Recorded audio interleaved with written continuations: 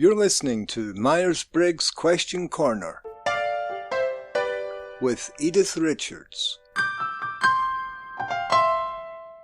Hello listeners, I'm David Terrace, producer of Myers-Briggs Question Corner, and I'm here with host Edith Richards. Hi folks. And we're coming to the end of July. It's the height of summer at the moment as we're recording this, and we've had a lot of changes going on in the world at the moment.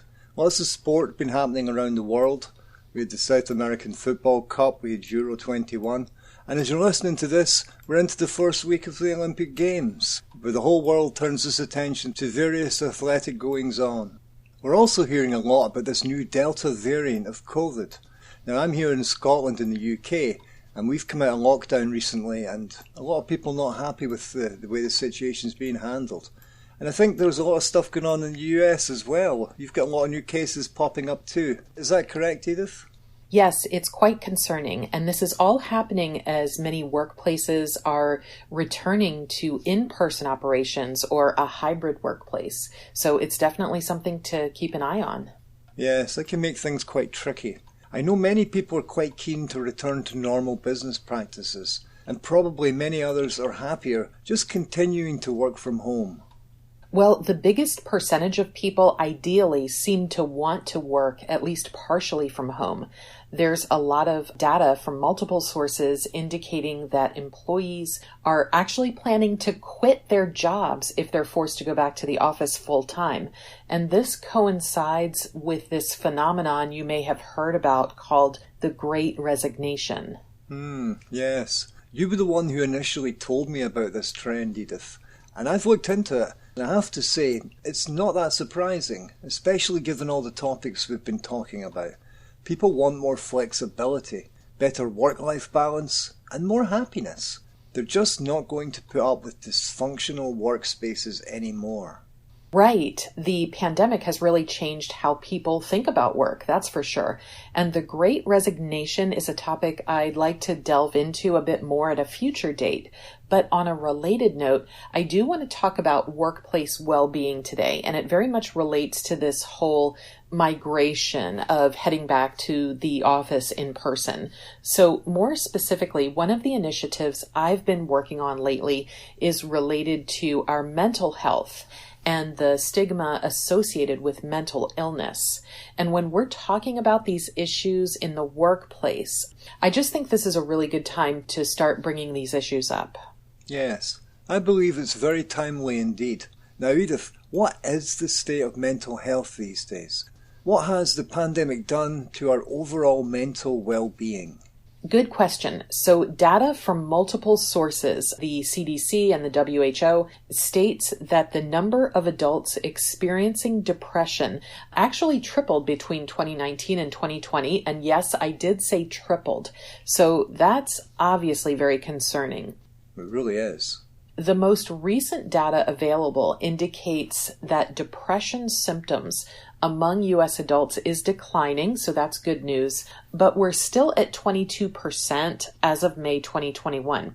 Now, these numbers are actually likely much higher as many people, for a number of reasons, don't report symptoms of depression. And we are, according to the World Health Organization, in a mental health crisis. So more worrying is that if mental health symptoms in anyone persist, they're going to become more and more difficult to treat and expensive to treat. Yes, of course, that is really concerning. I'm sure many mental health issues were overlooked or not prioritised due to the physical toll of the pandemic. But the lockdowns, less social interaction and such, of course people are going to be more depressed, and in many cases more uncertain too. So obviously more anxious as well. And I have to wonder about substance abuse too. Are we seeing more of a rise in alcoholism or other substance abuses due to the pandemic? Well, that's a really good point, David. I've heard several cases of people relapsing on substances in the midst of the pandemic due to things like feelings of hopelessness or anxiety, but also in order to quote unquote cope with things like job loss or juggling childcare. And personally, I'm most concerned about our frontline workers, people in healthcare and all the stress they've been under, but also people who are working in customer service and all the people just by the nature of their jobs who have to continue working in person while many of us do work virtually. I definitely don't think they get enough credit. All the tradespeople, public safety, all of our plumbers and exterminators and HVAC folks, all these people who are often overlooked when we are talking about returning to work. These are the folks who've been working in person all along, keeping us safe and keeping us comfortable. Yes, there's real heroes out there, and they're not being valued properly. Edith, it's a good reminder. I imagine there can be some resentment from people who have continued working as normal, while others do get the luxury of working from home. Now, these are all factors to keep in mind, as many companies are putting together their return to work policies. Speaking of which, what have you been hearing about employers addressing the mental health of their employees? Is this something they're even talking about? Well, yes, at least the more forward-thinking employers are absolutely talking about this. The short of it is that most employers do recognize the need to be more accepting of their employees' mental health challenges. So that's good news. However, there's still a long way to go in terms of the stigma. And there's also this divide, I think, between employers and employees over conversations about mental health. For example, one study I was reading found that over 80% of employers say their company is more accepting of mental health challenges that their employees may be facing, but only 59% of employees agree. And leaders also tend to say that they have readily available resources to help their employees deal with mental health challenges, including things like providing flexible work schedules. But most workers don't agree. So there's this pretty big disconnect between employer and employee perceptions, acknowledging the difficulties that people may be facing in terms of mental health. That's very discouraging to hear, because as we've mentioned before, it's very short-sighted of leaders not to address these issues. I'd also like to say that there can be a financial impact to the business by not doing something about this. You're absolutely right. Mental health is one of the top 5 reasons for employees filing short-term disability claims, for one thing. It's also a cause for absences and decreased performance. And research shows us that the companies who take the lead on prioritizing and promoting healthy workplaces and protecting their employees' not just physical health, but their mental health, these are the companies that are the most financially successful. They have better rates of employee engagement and retention. They have better productivity and better sustainability as a company. And of course, this really isn't surprising. When you treat your employees well, you'll get the best performance out of them. And as we're talking about work performance here, I do want to mention a disclaimer here that I don't consider myself an expert on mental illness or depression, but I am a counselor, and I can say that employees with chronic, untreated mental health problems do struggle. They find it difficult to go about their lives, they have trouble sleeping or focusing, and as a result, their productivity may be affected.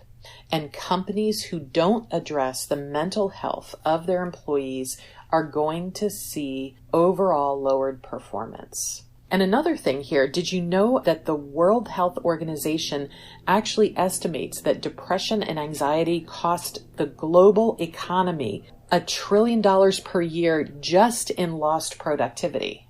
1 trillion. Wow, is that right? Yeah, it's incredible, isn't it? It's amazing. But they also report that for every dollar that's put into treatment for mental health disorders equates to a $4 return in improved health and productivity. And most people who receive treatment for mental illness do report that their workplace satisfaction and their productivity has increased as a direct result. This means that companies can actually save millions of dollars every day just by showing that they do care about their employees' mental well-being. For sure they can. Now, Bringing this conversation to the issue of personality, how would you say that our personalities factor into workplace well-being and our overall mental health, Edith? I know it's not a one-size-fits-all here, but maybe there are certain tendencies of certain personality types that may positively or negatively affect their ability to bounce back from the pandemic, for example, or deal better with office politics. Do you have any thoughts on this? Yeah, I do have some thoughts. I also want to reiterate what you said about different variables affecting our mental health and our well-being at work. Different personality types are going to gravitate towards different jobs and different workplaces just by nature of who they are. And we know this. This is well documented. Therefore, different activities and people are going to stimulate or demotivate different people. There's a white paper that was published in the last maybe 2 or 3 years on this very topic, and it's publicly available through the Myers-Briggs Company. And it's no surprise that this study indicated that personality does influence the activities people use to support their well-being, to some extent at least. Personality doesn't explain everything, but it does support this notion that further studies in this area can further clarify specific activities that are critical for well-being at work for different Myers-Briggs types.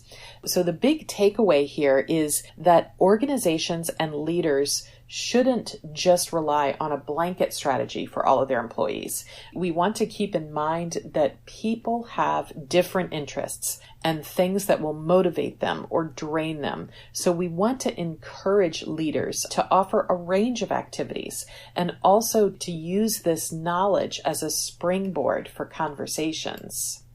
Yes, I'm reminded that the purpose of taking a personality assessment is to enhance our own awareness and appreciate other people's styles. It's just the beginning of a conversation, not a means to pigeonhole people or predict who's going to be the most successful.